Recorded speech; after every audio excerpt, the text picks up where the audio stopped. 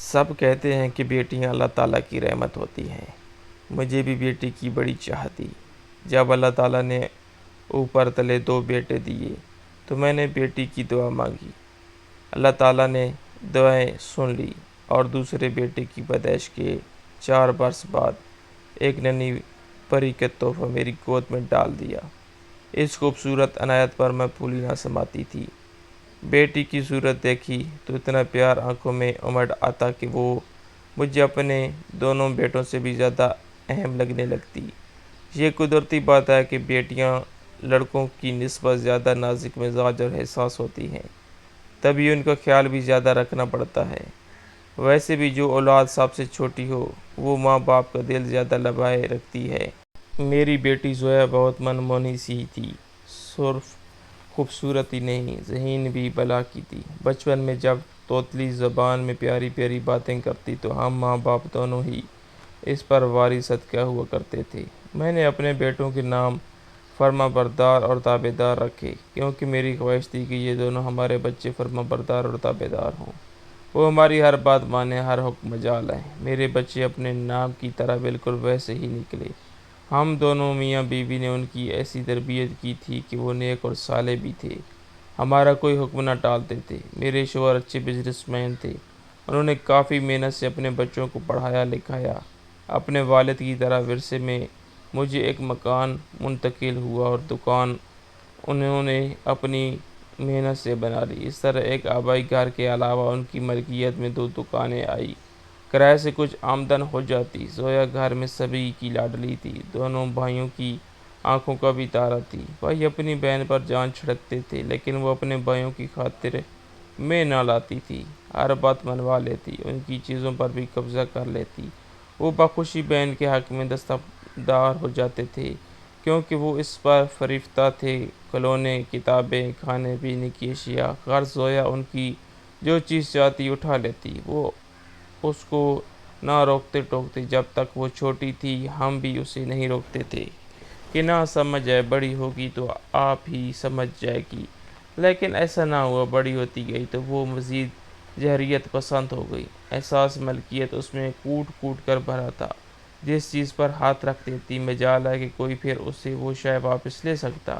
بڑے بھائی کے پین ہوتے یا چھوٹے کی کلائی کی گھڑی اگر اسے پسند آ جاتی تو وہ اسے چپٹ لیتی اور واپس نہ دیتی۔ وہ بیچارے منہ دیکھتے رہ جاتے، چپ ہو جاتے اور میرے میاں کہتے کہ چھوڑو اور لے لینا، چھوٹی بہن کا دل نہ توڑنا۔ تاہم میں بھی محسوس کرنے لگی کہ یہ لڑکی بے لگام ہوتی جا رہی ہے، اسے اپنے منوانے کی عادت پڑ گئی ہے، اپنی ہر خواہش کو پورا کروانا اپنا فرض سمجھتی ہے۔ کبھی اس کی فرمائش پوری نہ ہو پاتی، آسمان سر پر اٹھا لیتی۔ میں اب خوفزدہ رہنے لگی کہ یہ اچھی بات نہیں، یہ عادت آگے چل کر اس کے حق میں بری ثابت ہو سکتی ہے۔ ماں باپ بہن بھائی ہر قدم پر اس کے ساتھ رعایت برتتے تھے، مگر زمانہ تو ایسا نہیں تھا جبکہ حق ملکیت کو اس نے اپنی فطرت بنا لیا تھا۔ اس کی عمر 16 برس ہو گئی۔ میں زویا کو روکنے ٹوکنے لگی کہ اب تم بڑی ہو گئی ہو، اچھے برے کی تمیز کرنا سیکھو، اس طرح بے لگام نہ ہوتی جاؤ کہ تمہاری خواہشات تمہیں کسی گڑھے میں گرا دیں، تب صرف تمہیں ہی نہیں بلکہ ہم سب کو بھی تکلیف ہوگی۔ وہ میری بات نہ سمجھتی بلکہ ایک کان سے سن کر دوسرے کان سے نکال دیتی۔ اگر میں ڈانٹ ڈپٹ کرتی تو اس کے والد آڑے آ جاتے، کیا ہو گیا ہے تمہیں، کیوں بچی کے پیچھے پڑ گئی ہو، ابھی اس کی عمر ہی کیا ہے، وقت کے ساتھ ساتھ پختہ ذہن ہو جائے گا۔ میں کہتی کہ یہ بیٹی ہے اور بیٹیاں پرایا دھن ہوتی ہیں، اسے بھی تو پرائے گھر جانا ہے۔ آج اگر ہم زویا کو اچھا برا نہیں بتائیں گے تو کل کو یہ سسرال والوں کے ہاتھوں خوار ہوگی۔ میں بچیوں کو اونچ نیچ سمجھاتی ہی ہیں، مجھے اسے سمجھانے دو، مگر شوہر ہمیشہ مجھے غلط اور بیٹی کو صحیح کہتے رہے۔ ان کی شے پا کر وہ بھی دلیر اور شیر ہو جاتی تھی۔ اب میرے بیٹے بھی محسوس کرنے لگے تھے کہ ان کی بہن ہر وقت زیادتی کرتی ہے، چھوٹی ہونے کے باوجود بات بات پر ان کی بے عزتی کر دیتی ہے، اور والدہ اور والد کے ڈر سے اسے کچھ نہ کہتے، صبر کر لیتے۔ وقت تیزی سے گزرنے لگا، تینوں بچے بالغ اور باشعور ہو گئے۔ بڑے بیٹے نے گریجویشن کرنے کے بعد والد کی دکان سنبھالی، جبکہ چھوٹا ابھی پڑھ رہا تھا کہ میرے خاوند بیمار پڑ گئے۔ زویا نے میٹرک کر لیا تھا اور اب وہ سیکنڈ ایئر کی طالبہ تھی کہ انہی دنوں میری سوتیلی نند زویا کے لیے اپنے بیٹے کا رشتہ مانگنے ہمارے گھر آئیں۔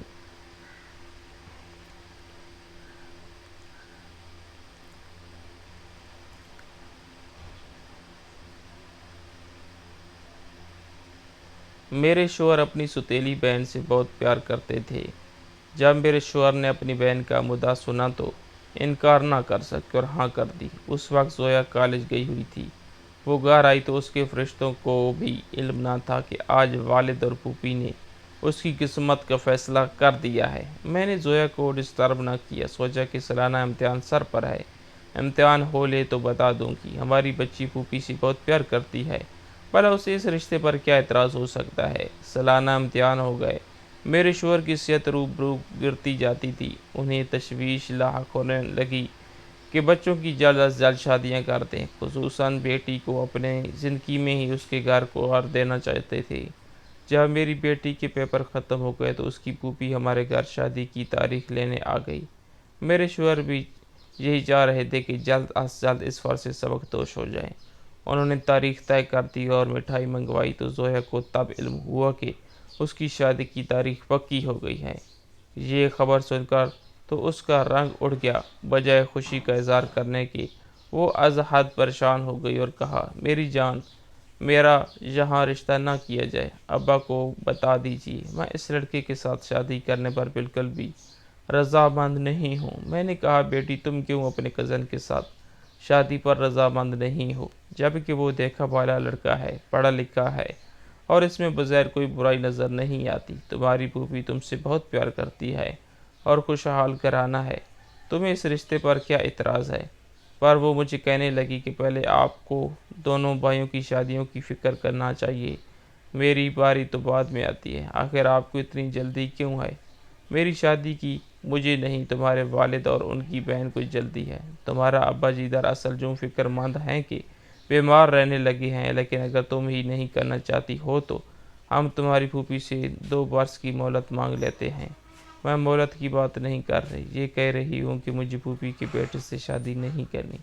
پر آخر اس کی کیا وجہ ہے؟ وجہ تو بتا دو، کوئی تو وجہ ہوگی۔ بہرحال آپ جانتی ہیں کہ میں بہت واجد ہوں۔ آپ کو بتا دوں، اگر میرے ساتھ زبردستی کی گئی تو سچ کہتی ہوں کہ یہ میری ہی نہیں، سب کی تباہی ہوگی۔ میں نے بیٹی کے کڑے تیور دیکھ کر شوہر کو آگاہ کیا، مگر انہوں نے زویا کے انکار کو سنجیدہ نہ لیا۔ بولے، آج تک میں اس کی ہر بات مانتا آیا ہوں، کبھی کوئی فرمائش، کوئی بات رد نہیں کی، تو آج اسے بھی میری بات ماننی پڑے گی۔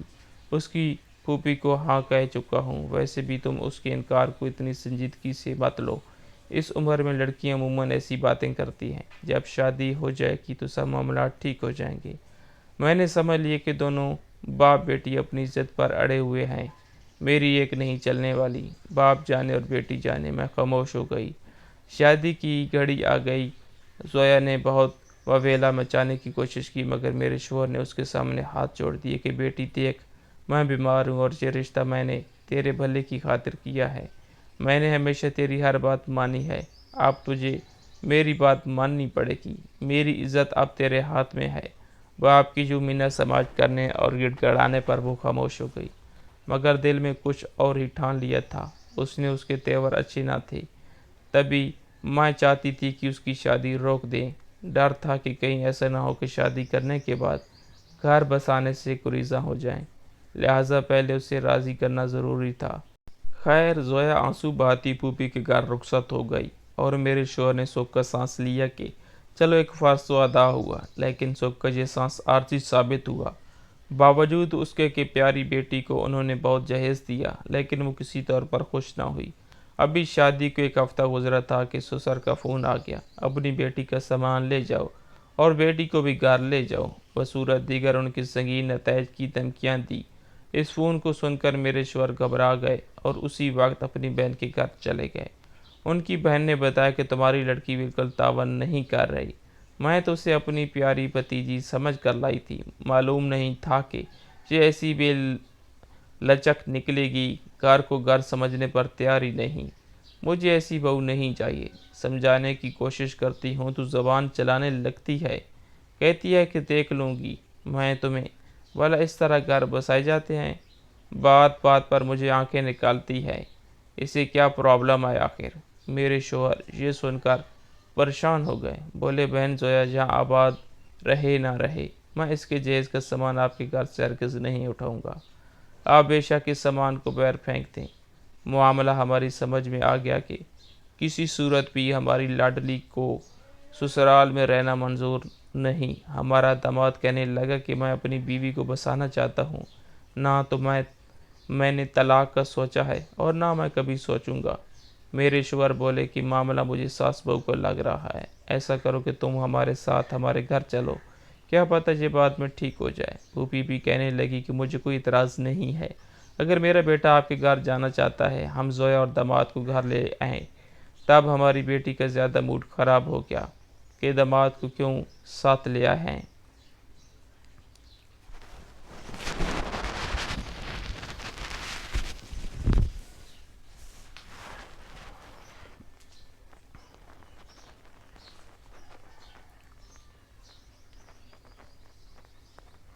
کیا داماد سسر کے گھر میں پڑاؤ ڈالے ہوئے اچھے لگتے ہیں؟ بہرحال انہیں آئے 15 دن بھی نہ ہوئے تھے کہ خبر آ گئی کہ پھوپھو جان کا انتقال ہوا کیا ہے، لہذا ہمارے داماد اور ہم سب کو وہاں پر جانا پڑا۔ 3 دن وہاں قیام کرنے کے بعد ہم چوتھے دن واپس آ گئے۔ زویا بھی اصرار کر کے ہمارے ساتھ آ گئی، لیکن پھر داماد نہ آیا۔ میرے شوہر نے اصرار کیا کہ بیٹی زویا سچ بتاؤ دو کہ آخر کیوں تمہاری اپنی پھوپھی سے اس قدر ٹھن گئی ہے؟ تمہاری شادی سے پہلے تو وہ تم پر جان چھڑکتی تھی۔ یہ سن کر زویا کہنے لگی کہ ذرا پھوپھی کی عدت گزر جائے، نہ تو پھر میں ان کے سارے پول کھول دوں گی۔ اس بات پر ہم دنگ رہ گئے۔ پھوپھی کی عدت تک زویا نے صبر کیا، بلکہ ہمارے ساتھ شوہر کے ہاں آنا جانا بھی رکھا، اور پھر تقاضا شروع کر دیا کہ مجھے خلا چاہیے۔ میرے شوہر نے بہت سمجھایا، لیکن اس کا وہی رویہ جیسا بچپن میں تھا ویسا ہی رہا۔ جو بات منہ سے نکل جاتی تھی تو پھر وہ پوری کروا کے ہی چھوڑتی تھی۔ بالآخر میرے شوہر تھک گئے اور بولے ٹھیک ہے، میں تمہاری بات مان لیتا ہوں، مگر اس صورت میں مانوں گا اگر تم اصل وجہ بتا دو گی تو آخر کیوں خلا لینا چاہتی ہو، کیونکہ تمہارا اپنے شوہر سے کوئی جھگڑا نہیں ہے، سارا مسئلہ ساس سے ہے، تو جب تک وجہ نہ بتاؤ گی خلا کے لیے مجھے قائل نہیں کر پاؤ گی۔ زویا نے تب ایک بڑی بری اور انہونی بات کہہ دی۔ وہ بولی کہ آپ کی بہن کی کرتوت ٹھیک نہیں ہے، ان کی دوستی ایک غیر شخص سے ہے جس کا علم اتفاق سے اسے ہو گیا ہے، جبکہ گھر کے باقی سبھی افراد اس امر سے ناواقف، اور میں یہ بے غیرتی کا تماشا برداشت نہیں کر سکتی۔ اگر آپ نے میری بات نہ مانی تو میں آپ کی پیاری بہن کو تمام برادری میں بدنام کر دوں گی۔ بیٹی کے منہ سے اپنے بہن کے بارے میں ایسے نازیبا الفاظ سن کر تو میرے شوہر کے پیروں تلے سے زمین نکل گئی، اور مجھ بھی یقین نہ آیا کہ باجی جن کے بارے میں کبھی کسی نے شکایت نہیں سنی تھی وہ ایسی ہو سکتی ہے، بلکہ مجھے تو یقین ہو گیا کہ میری ضدی لڑکی جھوٹا الزام لگا رہی ہے، اپنی پھوپھی پر الزام دھر رہی ہے۔ میں اپنی بیٹی کی فطرت کو خوب جانتی تھی، جب اسے اپنی ضد منوانی ہوتی تو یہ کسی بھی حد تک جا سکتی تھی۔ بہرحال میرے شوہر بیٹی کی اس الزام تراشی سے ڈر گئے، سوچا کہ جو کہتی ہے کر کے دکھاتی ہے، اور اب جب کہ میری بہن بیوہ ہو گئی ہے، اگر میری بیٹی نے اس قسم کی بے پردگی اڑانا شروع کر دی تو میں انہیں ہی نہیں بلکہ میری بہن بھی برادری میں کسی کو منہ دکھانے کے لائق نہ رہ جائے گی۔ میرے شوہر نے زویا کی منشا پوری کرنے کی ٹھان لی اور عدالت میں اس کی طرف سے خلا کا کیس دائر کر دیا۔ یوں زویا نے خلا حاصل کر کے اپنا مقصد پورا کر لیا، پر اس کے بعد میرے شوہر اور ان کی بہن کا رشتہ ٹوٹ گیا۔ لیکن دونوں بہن بھائیوں کو رشتہ ٹوٹ جانے کے باوجود میرے شوہر نے سوچا اس طرح بھی اگر میری بہن کی عزت بچتی ہے تو بچا لو۔ خلا کو 6 ماہ بمشکل گزرے تھے کہ زویا نے کہا کہ وہ اپنی پسند کی شادی کرنا چاہتی ہے۔ میں نے پوچھا لڑکا کون ہے اور تمہارا اس کے ساتھ کب سے ناتا ہے؟ بولی شادی سے پہلے وقفیت ہوئی تو میرا کلاس فیلو کا بھائی ہے جو اسے لینے کالج جاتا تھا، تبھی ہماری وقفیت ہوئی۔ ہم نے آپس میں شادی کے عہد و پیمان کر لیے اور خیال تھا کہ تعلیم مکمل کرنے کی بات آپ لوگوں کو بتا دوں گی، لیکن ابا جان نے تو اتنی مہلت نہ دی اور اپنی من مانی کر کے رہے۔ میں تو زویا کی جرأت پر حیران تھی کہ وہ یہ باتیں کرتے ہوئے ذرا سی جھجک محسوس نہیں کر رہی تھی۔ کتنی بھی باک تھی وہ، میرا خیال درست تھا کہ وہ اپنی پھوپھی پر تہمت لگا کر اس نے ان سے جان چھڑوا لی اور اپنا مقصد حاصل کر لیا۔ جانتی تھی کہ چاہت کی خاطر جان پر کھیل جانے والی یہ لڑکی اب اپنے ارادے سے باز آنے والی نہیں، لہٰذا میں نے اس کا ساتھ دینے کی ٹھان لی۔ دوبارہ اس کا گھر بسانا تھا، کیونکہ میرے شوہر کو بلا کے ڈاکٹروں نے بتا دیا تھا کہ انہیں کینسر ہے، ان کی زندگی کا کوئی بھروسہ نہیں۔ ابھی شوہر کو میں زویا کی بات آگاہ ہی نہیں کر پائی تھی کہ وہ اچانک بیمار ہو گئے اور کچھ عرصہ لیل رہ کر اس دنیا سے چل گئے۔ بچوں کی تمام ذمہ داریاں اب میرے کاندھوں پر آ پڑیں، اور اس سے بڑی ذمہ داری زویا کی تھی۔ مجھے ہر حال میں اسے نمیٹنا تھا۔ ان کی خواہش پر میں نے اس لڑکے کو بلایا جس کا نام رستم تھا، اور اسے بیاہ جانے کو میری بیٹی نے یہ معرکہ سر کیا، بالآخر کھلا لے کر ہی دم لیا۔ پہلی نظر میں رستم مجھے بالکل پسند نہ آیا۔ یوں وہ خوبرو اور پڑھا لکھا تھا، خوشحال خاندان کا چشم چراغ تھا، مگر وہ دوہری شخصیت کا مالک تھا۔ اس کا ایک روپ بظاہر بہت اچھا اور دلکش، جبکہ دوسرا روپ گھٹیا اور کمتر تھا۔ اس سے مختصر سے انٹرویو کے بعد میں نے اپنی بیٹی کو آخری بار سمجھانا اپنا فرض سمجھا۔ اسے بتایا کہ بیٹی یہ لڑکا صحیح نہیں ہے، یہ بہت مادہ پرست اور اپنے فائدے کو مد نظر رکھنے والا آدمی ہے۔ بعد میں کہیں تم کو پچھتاوا نہ پڑے۔ امی، پچھتاوے کا لفظ تو میری لغت میں ہے ہی نہیں۔ جو کام کرتی ہوں ڈٹ کر کرتی ہوں، پھر میں بالکل نہیں پچھتاتی اور نہ میں قدم پیچھے ہٹاتی ہوں۔ آپ بس میرا نکاح رستم سے کرا دیجئے۔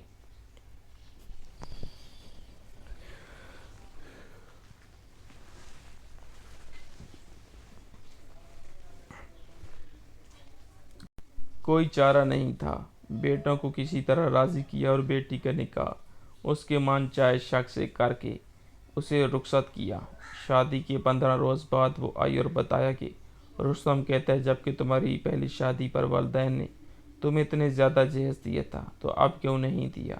میں نے کہا کہ اس نے کوئی ڈیمانڈ ہی نہیں کی تھی۔ اگر آپ اس کا یہ مطالبہ ہے تو تم فہرست لا دو، میں تمہارے بھائیوں کو دے دوں گی اور وہ سب کچھ لا دیں گی۔ 2 روز بعد میری بیٹی دوبارہ آئی، بولی ماں یہ رہی فہرست۔ میں نے پڑھی، جہیز کے علاوہ اس میں ہماری جائیداد کی تفصیل کے ساتھ مطالبہ تھا۔ اس جائیداد میں جو حصہ زویا کا بنتا ہے وہ ہمارے حوالے کر دے۔ اس مطالبے پر تو میں لرز کر رہ گئی۔ میں نے کہا زویا، اس لالچی آدمی نے یہ کیا مطالبہ کر دیا ہے، جبکہ یہ جائیداد میرے نام ہے جس میں ہم رہتے ہیں؟ زویا کہنے لگی تو مکان کو جلد از جلد فروخت کر کے میرا حصہ مجھے دے دیجیے۔ میں نے بیٹوں سے بات کی تو وہ بولے امی، بہن کا گھر تو ہم نے ہر حال میں بسائے رکھنا ہے، ہم گھر بیچ کر کرائے کے مکان میں منتقل ہو جاتے ہیں اور اس کا حصہ دے دیتے ہیں۔ بس انہوں نے اونے پونے گھر بیچا اور جو حصہ زویا کا بنتا تھا وہ اسے دینے گئے تو اس کے شوہر نے کہا آپ کی دکان بھی ہے اور اس میں بھی جو حصہ بنتا ہے وہ بھی دے دیں۔ میرا بیٹا بولا بھائی جان، وہ دکان تو امی کو ان کے والد صاحب کے ترکے میں ملی تھی اور امی بھی ابھی حیات ہے۔ یہ دکان ہمارا ذریعہ روزگار ہے، اس کو بیچ دیں گے تو کھائیں گے کہاں سے؟ جو دکان ابا جان نے خریدی تھی وہ تو ان کے علاج کے لیے ہم نے بیچ دی۔ تو تب رستم کہنے لگا کہ آپ کی بہن نے مجھے کہا تھا کہ مجھ سے شادی کرنا ہر حال میں طلاق تمہاری خاطر لے رہی ہوں، تو میں نے تبھی شرط رکھی تھی کہ اگر جائیداد میں سے حصہ لاؤ گی تو ہماری شادی ہو سکتی ہے، ورنہ نہیں۔ پوچھ لیں اپنی بہن سے، اس نے کہا تھا کہ میں وعدہ کرتی ہوں کہ میں ماں باپ کی جائیداد بھگو کر حصہ لاؤں گی، مگر مجھ سے تمہیں شادی کرنی ہی ہوگی۔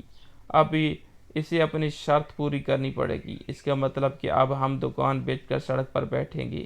میں بیوہ ہو چکی تھی اور میرے بیٹے بیچارے ابھی پوری طرح باپ کی وفات کے صدمے سے سنبھل نہ پائے تھے، نہ ہی وہ مالی لحاظ سے سنبھل سکے تھے، کیونکہ اس گھر اور ایک دکان فروخت کر کے انہوں نے اپنے باپ کی بیماری پر لگائے۔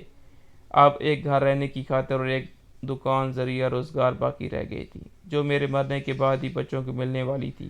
میں ابھی زندہ تھی اور یہ دونوں چیزیں میرے شوہر وفات سے قبل میرے نام کر گئے تھے، تاکہ بچے کہیں بڑھاپے میں مجھے در بدر نہ کر دیں۔ بیٹوں نے تو ایسا نہ کیا، مگر بیٹی جو اللہ تعالیٰ کی رحمت کہلاتی ہے، اس نے اپنے شوہر کے ساتھ مل کر ہمیں ضرور کنگال اور در بدر کیا۔ پہلے میرا گھر بھگو دیا اور پھر دکان کے پیچھے پڑ گئی، بالآخر دکان بکوائی اور اپنا حصہ لے گئی۔ آج یہ عالم ہے کہ نہ گھر رہا نہ دکان رہی۔ زویا نے ہمیں غربت میں دھکا دے دیا، مگر وہ اس امر پر بالکل شرمندہ نہیں ہے، کہتی ہے میں نے جو کیا بالکل ٹھیک کیا۔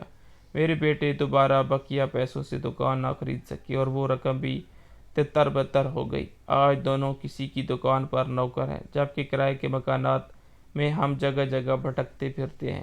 روز بروز کرائے مہنگے ہوتے جا رہے ہیں، پھر گھر بدل کر کوئی سستا کرائے کا مکان تلاش کرتے ہیں۔ اب ہم ایک گندے سے محلے میں ایک کمرے کے گھر میں رہ رہے ہیں جس کی بوسیدہ چھت بارش میں ٹپکتی۔ میرے مرنے کے بعد اگر بیٹی اپنا ایسا لیتی تو کم از کم مجھے بڑھیا کو تو یوں دربدر نہ ہونا پڑتا۔ سچ ہے کہ بیٹیاں رحمت ہوتی ہیں اور انہیں ان کا حصہ بھی ملنا چاہیے، مگر والدین کی وفات کے بعد زندہ بوڑھے ماں باپ کو گھر سے دھکے دے کر نکالنا کہاں کی نیکی ہے۔ جو بیٹیاں خود سر ہو جاتی ہیں وہ رحمت نہیں ہوتی، ماں باپ کے لیے زحمت بن جاتی ہیں۔ کیسی لگی آج کی سبق آموز کہانی؟ کمنٹس باکس میں ضرور بتائیں۔ اللہ حافظ۔